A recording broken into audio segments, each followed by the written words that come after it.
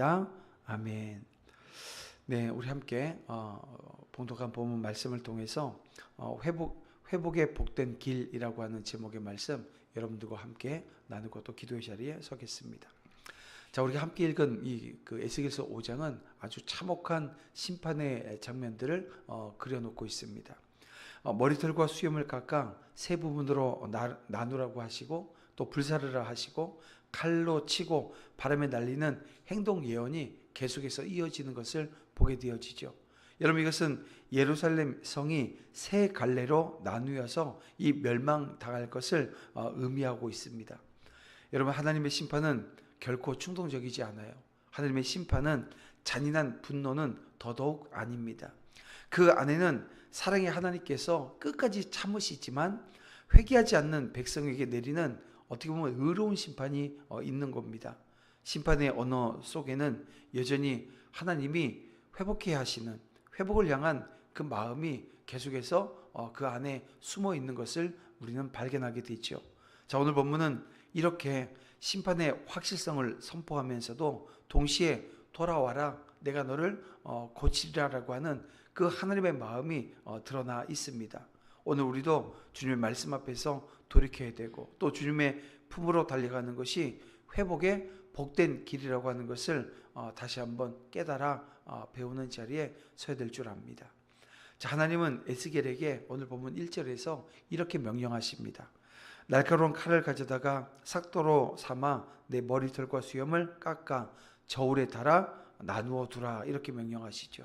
이 머리털과 수염은 여러분, 이 고대 사회에서 한 사람의 이 존엄을 상징했고 정체성을 상징하는 것이었습니다. 특히 지금 에스겔의 신분이 원래는 제사장이었잖아요. 이 제사장에게 있어서 이 머리털과 수염을 깎는다라고 하는 것은 이 단순한 외모 변화가 아닙니다. 민족의 수치와 또 하나님의 심판을 온몸으로 드러내는 행위였던 것입니다. 하나님께서는 그렇게 자른 이 머리털과 수염을 셋으로 나누게 하십니다. 3분의 1은 성읍 안에서 불사르라고 하시는데요. 여러분, 이것은 기근과 이 전염병으로 죽을 자를 상징하고 있는 겁니다. 또 3분의 1은 칼로 치라고 했는데 이것은 바벨론 군대에 의해서 칼로 쓰러질 자들을 상징하고 있고요. 마지막 세 번째, 3분의 1은 바람에 흩으라 하셨는데 포로로 끌려갈 땅 끝에 이제 흩어버리는 그런 것들을 지금 예언하고 있는 겁니다. 또 그 중에 일부는 어떻게 하래요? 이 머리털을 옷자락에 쌓두게 하시죠. 하지만 그것마저 일부를 꺼내 불태우십니다. 이는 남은 자들조차 회개하지 않으면 심판을 면치 못할 것에 대한 말씀을 이렇게 주시는 겁니다. 다시 한번 말씀드리지만 에스겔이 지금 이 환상을 본 때가 주전 593년경입니다. 바빌론에 포로로 잡혀와 있는 지 5년째 되어지는 해였습니다. 그러나 아직 예루살렘은 완전히 함락되어진 게 아닙니다. 시드기야 왕이 바빌론의 조공을 바치면서 겨우 버티고 있었어요. 그러다가 BC 586년에 망하니까요.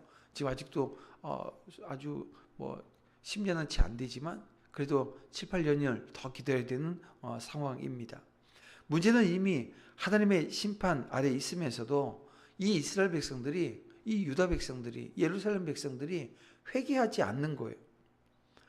성전 안에서조차 우상 숭배가 끊이지 않았음을 나중에 이제 8장에서 우리는 보게 될 겁니다.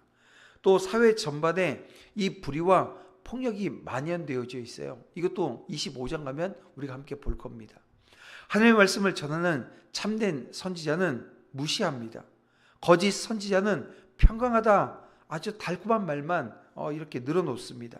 백성들은 예루살렘은 하나님의 성인이 무너지지 않을 거라고 하는 이 거짓된 안일함에 젖어 있었어요. 하지만 하나님은 에스겔의 상징 행동을 통해서 이 포위와 이 멸망이 확정되었다라고 하는 것을 지금 알려주고 있는 겁니다. 하나님은 예레미야를 통해서 이미 70년 포로 생활을 예언하셨습니다. 이 70년은 그냥 너희들 죄 졌으니까 가서 벌 받고 와 하는 형벌 기간이 아니라 여러분, 안식년과 그 율법을 지키지 않은 이 죄악의 누적에 대한 보상이었던 겁니다. 죄의 대가를 완전히 치르기 전에는 하나님의 회복은 허락되지 않음을 여기서 우리는 보게 되어지죠. 여러분, 우리가 알다시피 다윗이 밧세바와의 그 간음 사건 이후에 하나님께 회개해서 용서는 받잖아요. 하지만 죄의 결과가 그 집안에 이 칼이 떠나지 않는 그 징계를 받았습니다. 죄는 용서받을 수 있어요.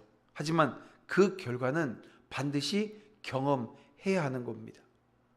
여러분, 그래서 이 죄는 실수가 아닙니다.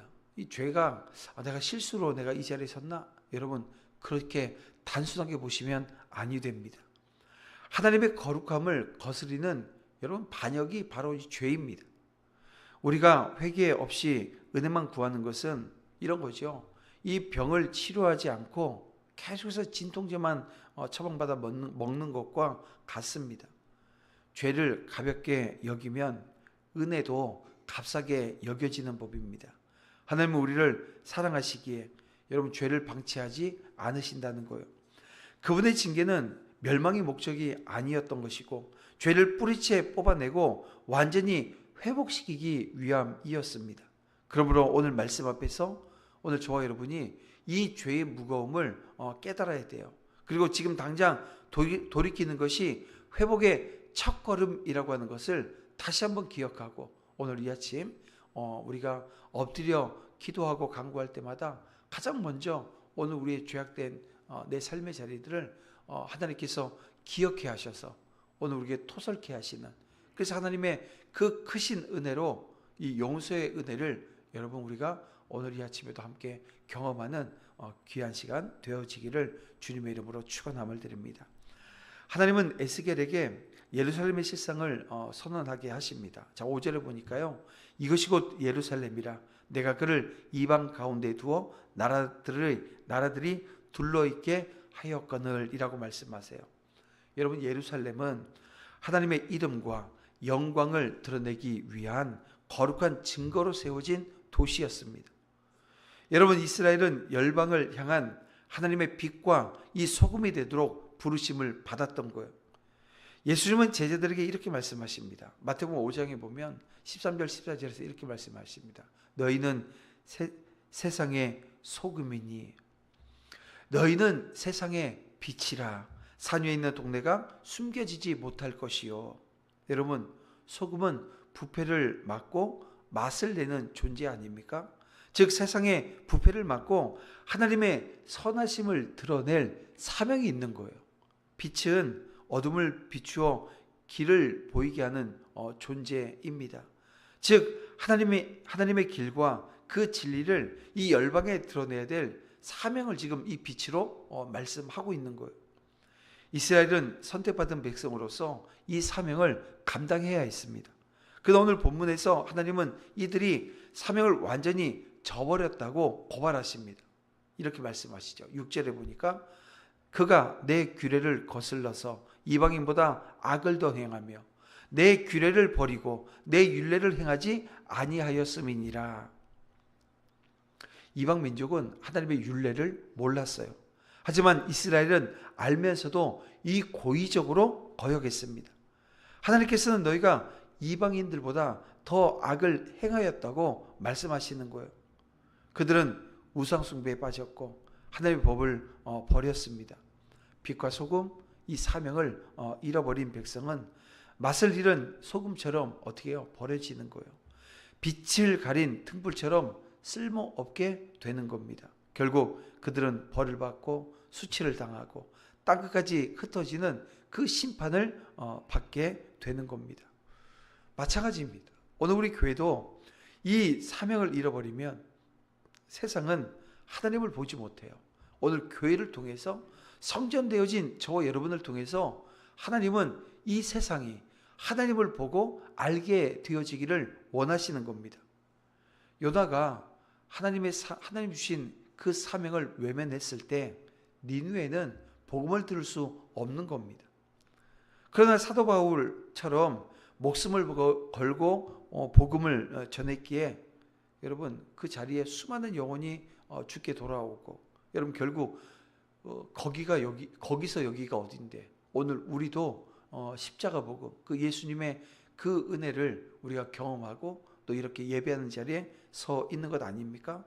그래서 여러분, 사명은 선택이 아닙니다. 사명은 선택이 아니라 명령입니다. 사명을 저버린 죄는 그래서 하나님 앞에 아주 무섭게 다루어진다라고 하는 것, 이거 여러분 잊으시면 아니 됩니다.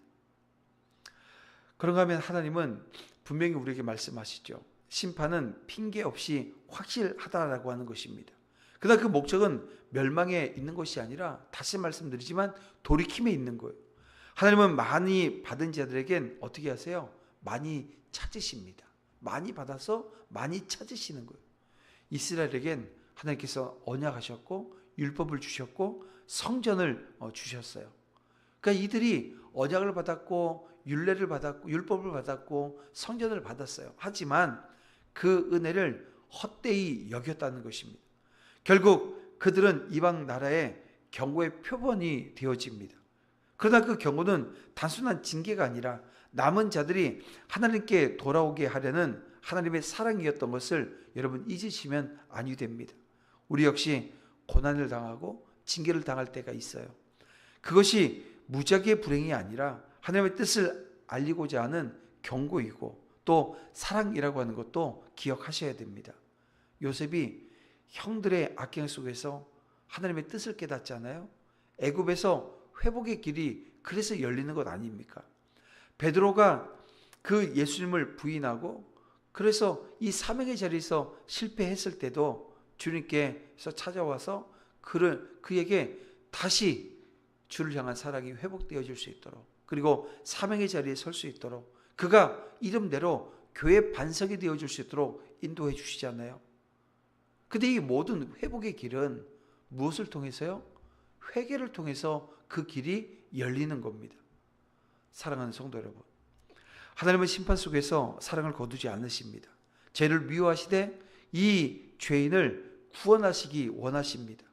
이스라엘이 이방의 경고가 되었듯 오늘 우리도 세상 속에 이 경고의 표본이 될 수 있는 거예요.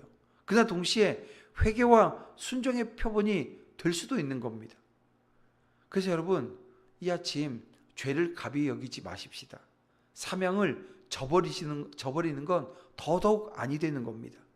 주님의 경고 속에서 우리가 다시 한번 돌이키는 은혜가, 또 주님의 품 안에서 참된 회복이 있음을 기억하고 회개함으로 그 회복을 누리고 경험하는 자리에 여러분 여전히 우리는 서 있어야 될 줄 압니다. 그렇게 오늘 이 아침도 우리가 함께 기도하고 간구하면서 하나님의 뜻을 구하고 하나님 주시는 그 놀라운 은혜를 오늘 이 아침 다시 한번 기억하면서 그 자리로 나아가는 우리 모두가 되어지기를 주님의 이름으로 축원함을 드립니다. 그래서 이 아침 기도할 때 이렇게 기도하겠습니다. 하나님, 죄를 무겁게 여기고 즉시 돌이켜 회개의 길을 걷게 하여 주시옵소서. 빛과 소금의 사명 끝까지 감당케 하시고 하나님의 거룩을 드러내게 하시며 열방 앞에 주님의 이름을 영화롭게 하여 주시옵소서. 우리 다 같이 주여 한번 부르면서 정말 간절한 마음으로 함께 기도하며 나아갑니다. 다 같이 기도하겠습니다. 주여. 아버지, 이 아침 회개하며 나아갑니다.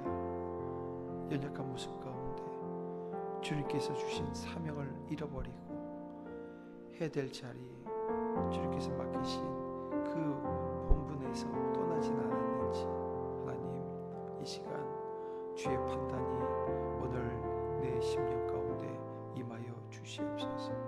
헤아릴 수 있도록, 깨달을 수 있도록, 아버지 하나님 앞에 회개할 수 있도록, 용서받는 자리에 설 수 있도록, 그렇게 정결해져 그 거룩의 자리에서 하나님의 은혜를 다시 한번 누릴 수 있도록 하나님 인도해 주시옵소서. 주님 붙들어 주시옵소서. 함께하여 주시옵소서. 회복의 놀라운 역사가 회개 자리부터 시작되어지고